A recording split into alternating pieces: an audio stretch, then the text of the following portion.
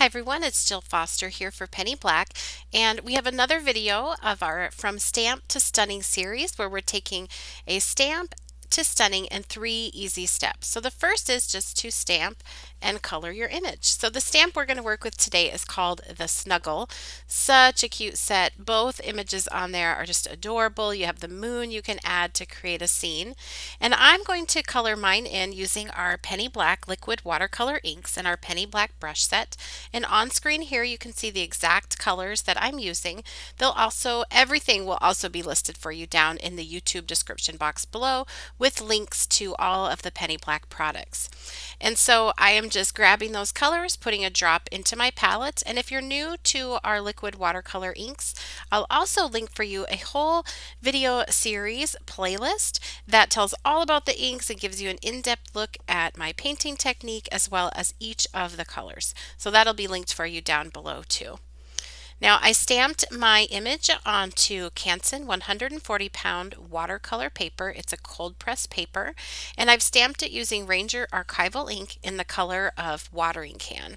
So this is a nice sort of waterproof ink that also is not quite as stark as like a jet black, but it is just give you that full outline to your image.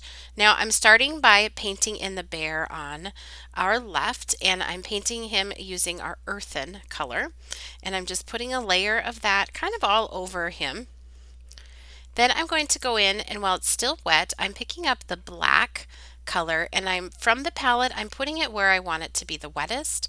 Off camera I rinse off my brush and pat it dry on a paper towel, and then I can go back and blend. And you can see those two colors, the black and the earthen, are mixing and blending together, and also that wherever I put that ink straight from the palette onto the image, that area will be darker.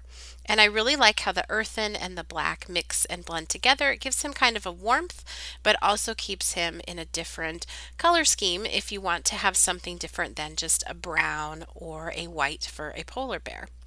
So I'm just continuing to go in here and add that darker shading. I can always go back and keep mixing and blending things. That is the beauty of watercolor. But these 3 steps from stamp to stunning will work no matter what way you like to color. So if you prefer to color with colored pencils or markers, you can still follow these steps as well as this card design, and it will work for you too. So I'm going to go in, I'm using polish to add a little bit of a glow to his cheek and also on his little feet. And just wetting my brush, patting it dry, and going back to blend that. And a little touch over here on this side. And then I'll just use my heat tool whenever I see I'm really happy with it. I just dry it and it kind of freezes it in that position. Now you'll notice I've also stamped this image partially going off the edge of the panel, and this is a standard 4 1/4 by 5 1/2 inch panel, and that is a way with this sort of design idea for cards to give it a little more interest. It also leaves a great place for your stenciling and your sentiment when it's time. Now for this bear, I'm starting by painting it completely with our vanilla ink color, one of my favorites, especially for critters, and I'm just sort of applying that all over the bear.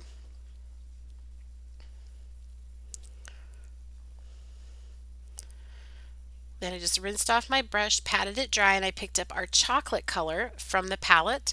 And right from the palette to the image, I'm going to put that where I want it to be the darkest and just sort of blend it out. Same thing, pick it up there from the palette. It's going to be darkest, most concentrated from the palette to the paper, and just paint that down. And then I can always go back and rinse off my brush, pat it dry on my paper towel, and finish blending that.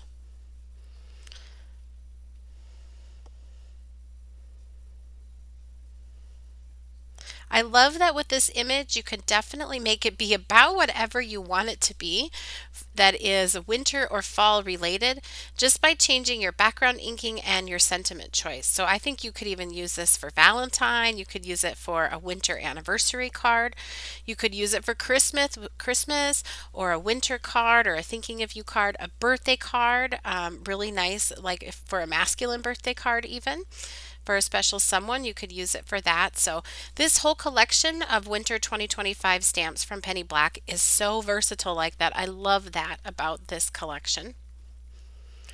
So now we'll move on and get their scarves. For her scarf on the right, I'm using Bubblegum and Rosie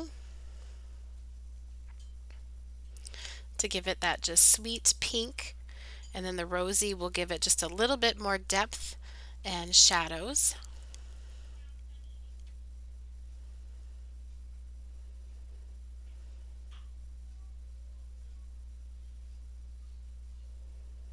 So then I'm just putting that Rosie where I want it to be darkest, sort of blending that out.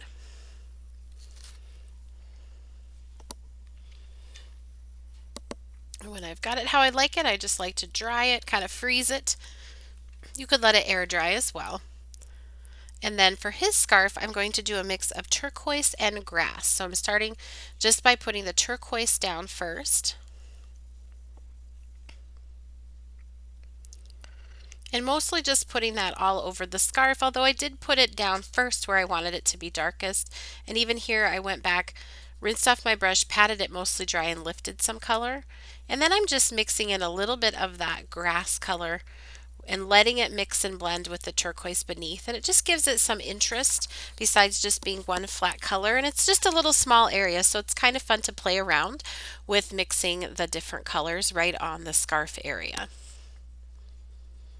Now to finish these off, because it was stamped in like a charcoal, almost gray color, I do like to take a Pitt Artist pen.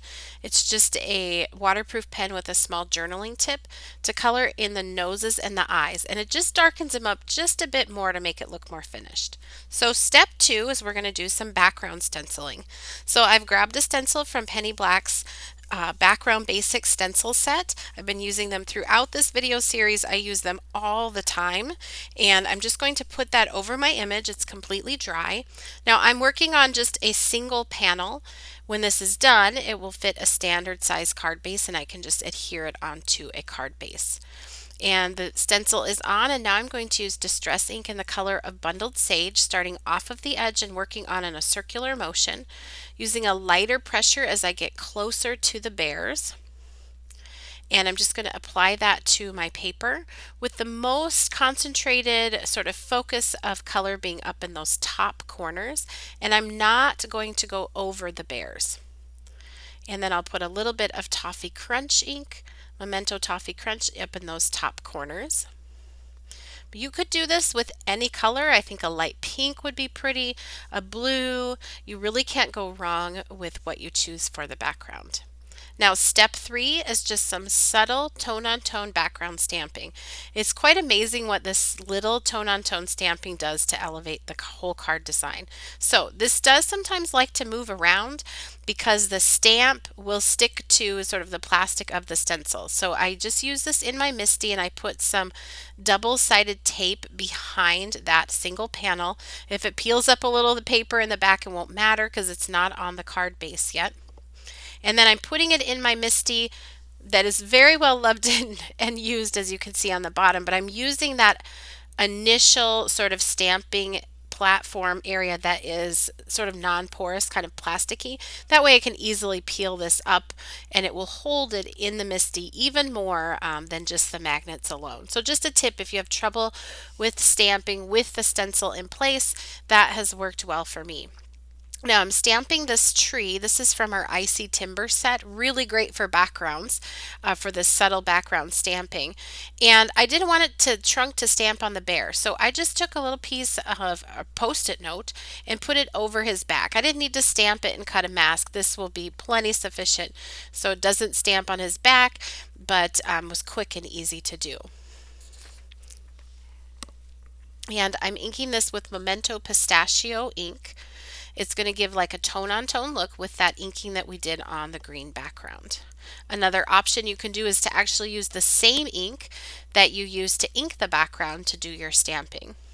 This was just a little bit lighter, which is what I wanted because this tree is pretty busy, which is perfect in a light color, but I didn't want it to distract from the bear. So in the MISTI, I can stamp it multiple times to just slowly build up the color, and so it is at a darkness that I like. So I'd rather start light and build it up with repeated stamping than start too dark from the beginning because you can't erase it.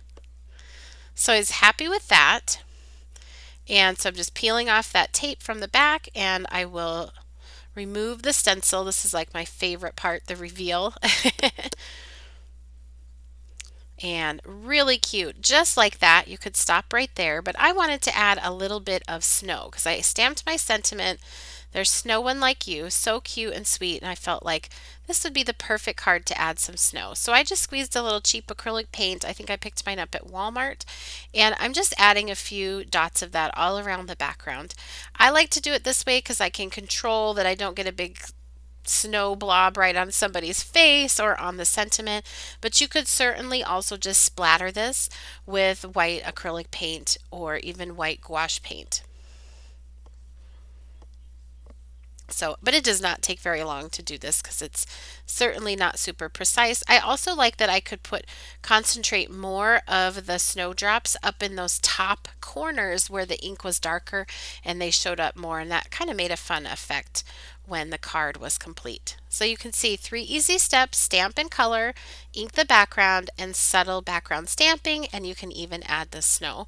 And the card is complete. It's ready to go on the card base, and it is done. This is a standard size card, and I could make cards like this all day long. They're some of my favorite to create, and they're easy to mail. They're one layer, and it just always gives you a starting point with your stamps. Then after that, I colored it and did it again, but this time I used the cutout die and added them to a frame.